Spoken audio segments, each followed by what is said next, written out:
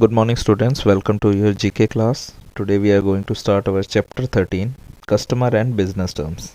So in this chapter we are going to learn about some of the business terms, marketing terms. You are too young to know about this matter in detail, but it may be a good idea to start familiarizing yourself with some words and terms used in the world of business.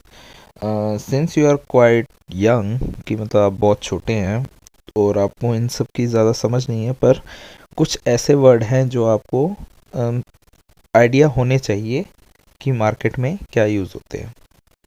सो कुछ scramble word दे रखे हैं, हमें उन्हें unscramble करना है. And let's read about them. First one is public. Write down public, PUBLIC. Write down public sector refers to service that the government must pay for and provide for all citizens. This include public transport, street lighting, police, primary education, healthcare for the poor and so on. So public sector वो होता है, public sector या service वो होता है जहाँ पे जो भी काम होता है या जो भी सर्विसिंग होती है उसके लिए कौन पैसे देता है? गवर्नमेंट देती है. जैसे कि पब्लिक ट्रांसपोर्ट मतलब जो बसेस होती हैं, street light, police, primary education, health care वगैरह. Now next one is private. Write down private, PRIVATE. Private sector refer to companies owned by private individual or group. Although government do not control them, the companies are legally bound by the laws of the country they are registered in. अब private sector वो होते हैं जो किसी individual या किसी company के under में आते हैं, और वैसे तो ये इनके सारे पैसे वगैरह जो है वो इंडिविजुअली देता है, पर इनको और गवर्नमेंट इन्हें कंट्रोल भी नहीं करती है, पर ये जो गवर्नमेंट द्वारा बनाए गए जो रूल्स होते हैं उनको फॉलो करते हैं. Third one is undertaking. Write down undertaking, UNDERTAKING. Undertaking. PSUs in India are companies either fully owned by government or in which the government hold a major stake, ownership of 51 or more. PSU stand for public sector undertaking. So PSU वो companies होती हैं जो government की होती है, मतलब like bell, जो Indian oil, ये सब कौन सी है? इंडिया की जो गवर्नमेंट की कंपनीज होती है, या तो फिर ऐसी कंपनियां जिसके अंदर जो पार्टनरशिप है वो गवर्नमेंट की ज़्यादा है, मतलब 51% या उससे ज़्यादा है, तो उन्हें हम क्या कहते हैं? PSUs कहते हैं. और PSU का फुल फॉर्म क्या है? Public sector undertaking. तो हमने जैसे रीड किया था पब्लिक सेक्टर वो हो जाता है जहाँ पे गवर्नमेंट पैसे लगाती है. Public sector undertaking. Fourth one is MNC. refer to, write down MULTI. Put here multinational corporation. It is a private company that own and produce goods and services in one or several country apart from its home country. It must be registered in all the countries it operates in. तो multinational company corporation वो होते हैं वो companies जो goods मतलब जो सामान और सर्विसेज प्रोवाइड करते हैं बहुत सारे देशों में, सिर्फ एक देश में नहीं, बहुत सारे देशों में, और जहाँ जहाँ वो ये प्रोवाइड करते हैं वो रजिस्टर्ड होते हैं, उन्हें बताना होता है. फिफ्थ वन PPP और public private partnership. Public private partnership. Write down the spelling PARTNERSHIP. Partnership is a business venture between a government service and a private sector company. The two entities enter into a contract to jointly operate a company or a project. So PPP या public private partnership वो होता है जब किसी company को चलाने के लिए या कोई टास्क कंप्लीट करने के लिए पब्लिक सेक्टर और प्राइवेट सेक्टर दोनों एक साथ हो जाते हैं, मतलब गवर्नमेंट और कोई प्राइवेट कंपनी एक साथ मिलके कोई टास्क कंप्लीट करते हैं या कोई कंपनी बनाते हैं, उसे हम PPP कहते हैं.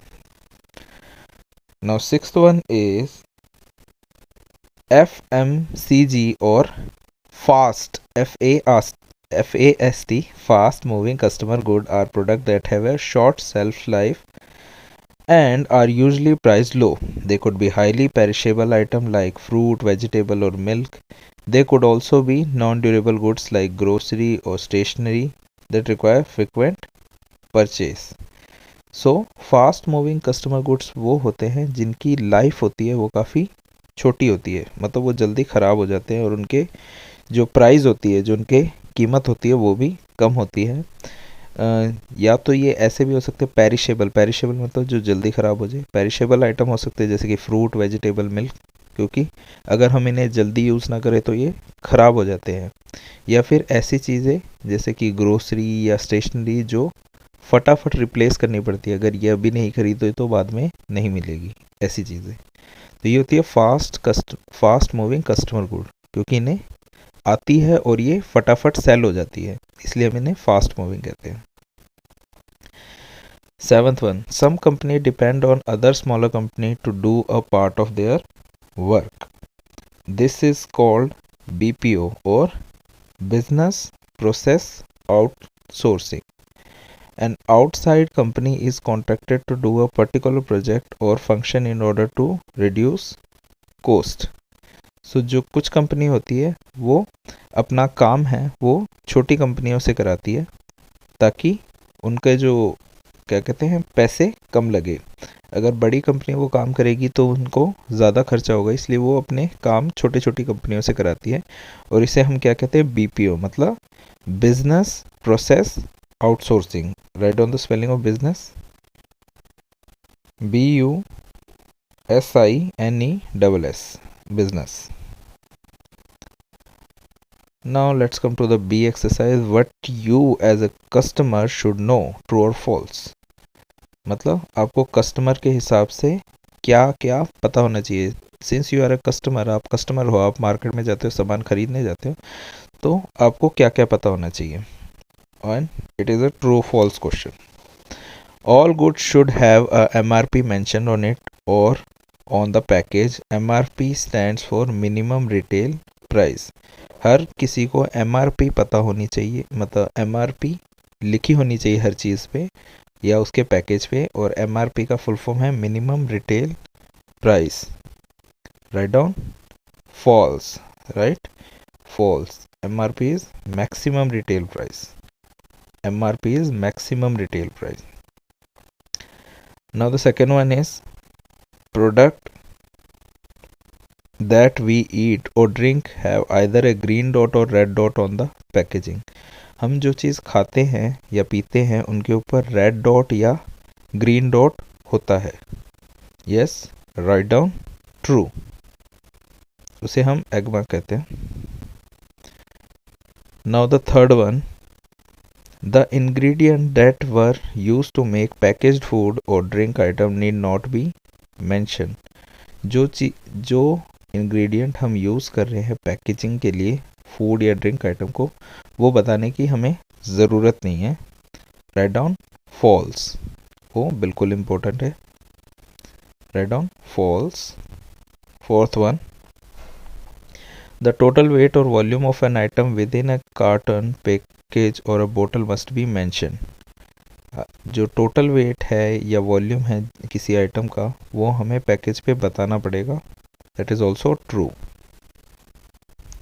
Last one, best before December 2019 means it should preferably be consumed by December 2019। तो बेस्ट बिफोर 2019 का मतलब है कि हमें जो चीज़ मिली है उसे हमें December 2019 से पहले ख़त्म करना है, उसे यूज़ कर लेना है। So it is also true, it is also true. So I hope you have understood this chapter. It was quite easy. Go through it again so you can memorize it, and we will start our next chapter in the next video. Thank you and have a nice day.